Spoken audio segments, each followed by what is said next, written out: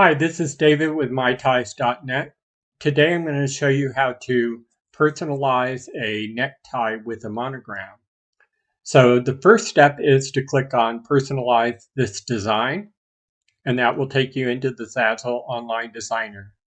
Over here on the left-hand side, you'll see this panel that says Personalize your design. In the text field, all you need to do is update the initial that you would like for the monogram.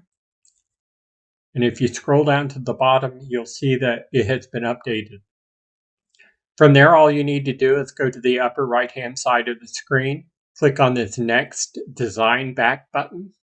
That will show you the back of the tie, which you've made no changes to, so you don't need to review. Click it again, and that will take you to the final proof stage.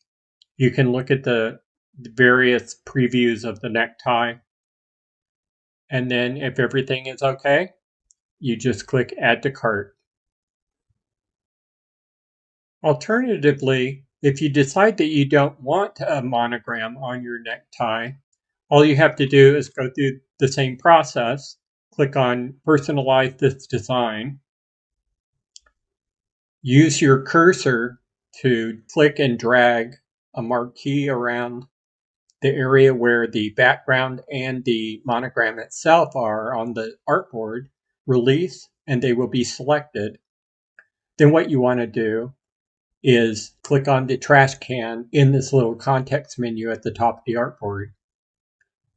And you'll see that the monogram and its background are gone, and the pattern is intact at the bottom of the tie.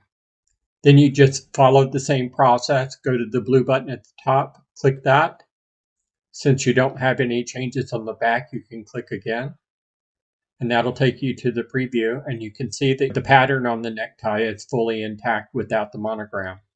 Click Add to Cart, and you're done. Stop by myties.net to see more of my necktie designs or for other tutorials. Thanks a lot.